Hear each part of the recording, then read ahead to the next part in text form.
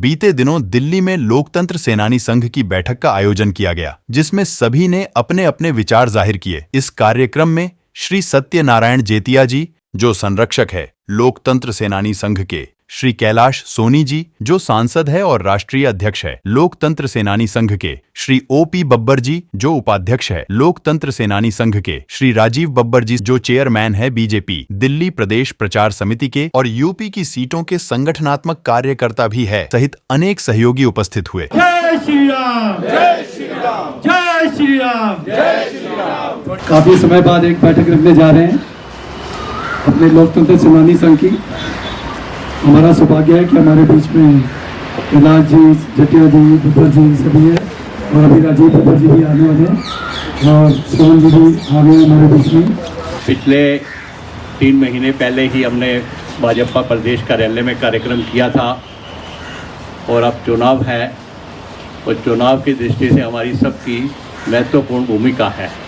इसी विषय को लेकर माननीय जटिया जी से निवेदन किया था कि कार्यक्रम करना है, तो उन्होंने कहा कि मेरे यहाँ आ जाओ।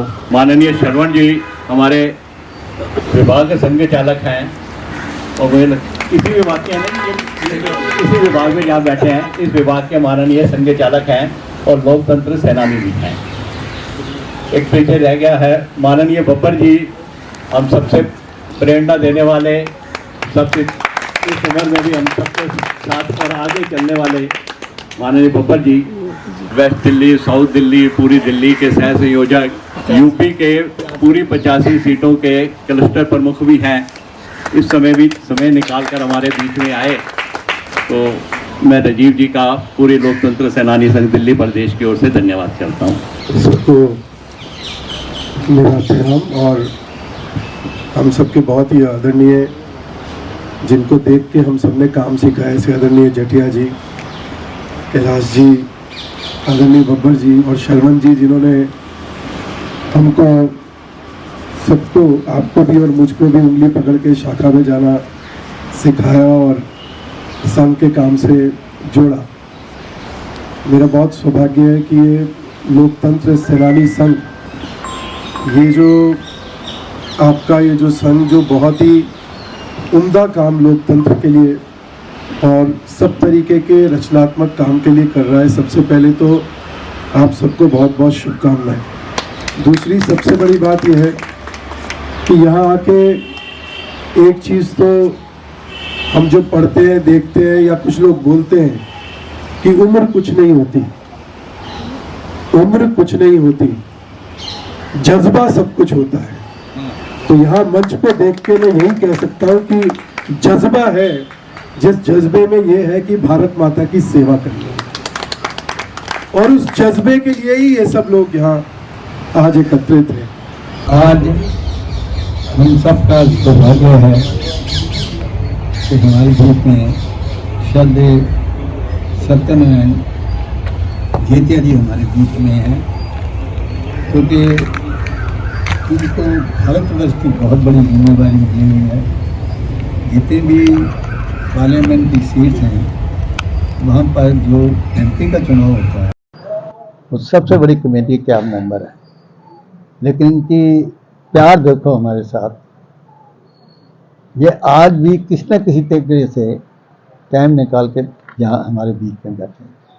सिर्फ इतना ही नहीं, कई स्थितियाँ इनके पास पर्सनल ऐसी हैं जो आदमी झेल नहीं सकता, पर ये कर्म योगी की तरह से काम करते हुए आपके बीच में बैठे हुए हैं। मैं तो समझता हूँ इनको देखने के बाद मुझे तो इनके चरण छूने का मौका मिलना चाहिए और इनसे आशीर्वाद लेना चाहिए और इनसे हमने बहुत सीखा है। ये ऐसे व्यक्तित्व हैं कि ज़मीन से जुड़े हुए कोई कार्यकर्ता आ जाए इनके पास, उनकी बात भी सुनेंगे, उनका काम भी करेंगे और इस हालात में हंसा के भेज देंगे आपको। ये कितनी बड़ी बात है, जरा अंदाज़ा लगा हुआ। मैं अपनी ओर से उनके चरणों को प्रणाम करता हूँ कि आप हमें आशीर्वाद देते रहें ताकि हम लोकतंत्र सेनानी के लिए लगातार काम करते रहें। बहुत बहुत धन्यवाद। आज श्रद्धेय जेठिया जी की इच्छा थी कि ये वर्तमान कालखंड का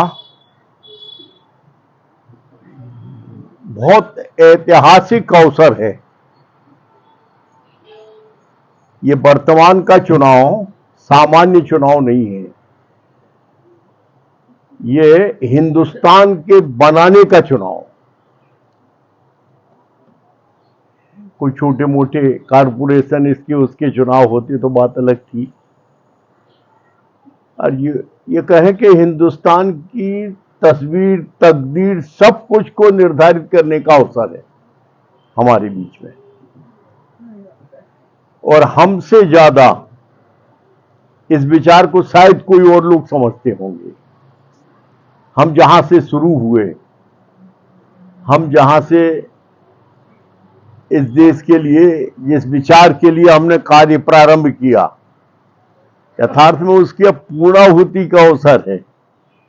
आज सर्वप्रथम तो पहले लोकतंत्र सेनानी संघ को साधुवाद, क्योंकि समय समय के ऊपर मैं समझता हूं कि जो समाज के हित में ऐसी रचनाओं के लिए कार्यक्रम को करना और हम सबको जागृत करना, उसमें जो दिल्ली प्रदेश के अध्यक्ष राजन जी, सप्रा जी और बाकी हम सब बंधुओं की एक जो भूमिका है, उसी कड़ी में हम आज सब एकत्रित हुए हैं।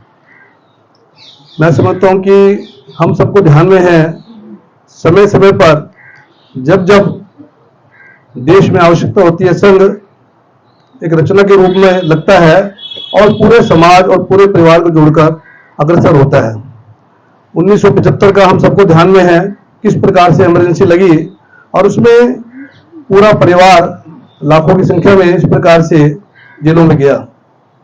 ये मैं क्यों बता रहा हूं, समय समय पर अनेकों अनेक कार्यक्रमों की रचना होती है, जिसमें जो उसका चेहरा कह लीजिए, चाहे वो विश्व हिंदू परिषद का होगा, चाहे बीजेपी का होगा, परंतु पूरा का पूरा परिवार इसमें लगता है। अभी सबको हम पता है कि कोरोना काल के अंतर्गत जो रचना हुई, यानी नाम सेवा भारती, पर पूरा का पूरा परिवार इसके अंदर किस प्रकार से लगा और उसका परिणाम क्या रहा। देश भर में यानी इतनी बड़ी कोरोना की महामारी आई, एक भी व्यक्ति भूख से कहीं मरा होगा ऐसा ध्यान में नहीं आया। ये वास्तव में अपने भारत देश की प्रत्येक नागरिक के अंदर जो संवेदना है, अर्थात उसके अगर हाथ में 2 रोटी है तो 1 रोटी पहले भूखे को खिलाएगा, इस प्रकार की जो संवेदना है, उसमें प्लेटफॉर्म यानी संघ ने सबको जोड़कर इस कार्य के लिए लगाया। पिछले लगभग 2-3 वर्ष से हम लगातार प्रयास में थे कि हमारी पुस्तक लोकतंत्र सेनानी की तैयार हो जाए, तो वो लगभग हमारी 98% काम उसका पूरा हो गया है किताब का। ये सारा काम जेठिया जी, कैलाश सोनी जी की प्रेरणा से और माननीय बब्बर जी की हर तरह के सहयोग से ये कार्य हम पूरा करने जा रहे हैं। अब मैं अंत में हमारे प्रेरणा स्रोत, जिनकी प्रेरणा से हम सभी कार्य कर रहे हैं और काम में लगे हुए हैं, ऐसे डॉक्टर सत्यनारायण जी जेठिया, संरक्षक लोकतंत्र सेनानी संघ, मैं उनसे निवेदन करूंगा कि वो अपना विषय बातचीत रखें। भारत माता की ये जयकारा, इसको हमने स्वीकारा और इसी के लिए जीवन अपना वारा, और कोई दूसरा उद्देश्य है ही नहीं। तदीयाय कार्याय बंतलकटी, तदीयाय कार्य, माँ तेरे काम के लिए ही मैंने यह संकल्प लिया हुआ है, और संकल्प को पूरा करने के उपाय के उपकरण के रूप में हम सब यहाँ पर। आदरणीय लोकतंत्र सेनानी संघ के माननीय अध्यक्ष सम्मानीय कैलाश जी हमारे बीच में विद्यमान है, हमारा सौभाग्य है। अपने कर्मठता और अपने जिजीविषा के कारण सारे देश भर में संगठना को स्थापित करने का जो महनीय कार्य हुआ है, उनके परिश्रम के कारण से ये सार्थक हो पाए। हमारे प्रदेश के अध्यक्ष राजन जी तो यूँ कहें कि वो ऐसे उपकरण है कि संकेत मात्र से ही वो सारे कामों को पूरा कर लेते, कोई कहने की जरूरत नहीं होती है। ऐसे अनुकरणीय कार्यकर्ता के सानिध्य में हम सब हैं, और उसके कारण से हमारा मन काम करने के लिए और प्रेरित होता है। बब्बर जी का तो बरसों का हमारा ऐसे भी परिचय भी है और एक तो उससे पहचान भी है, तो ऐसे ही बब्बर है, हम सबको खबर है कि वो बब्बर है। आदरणीय शरण जी हमारे संघ के माननीय अधिकारी हैं और हम सब संघ के कार्यकर्ता हैं, तो कहने की जरूरत तो नहीं है, समझने की जरूरत है। सपरा जी हमारे सारी योजना के योजनाकार रहते हैं और उसको साकार करने के लिए हर संभव प्रयास करते हैं। आप सभी तो हैं, तो सपरा जी भी हमारे हैं।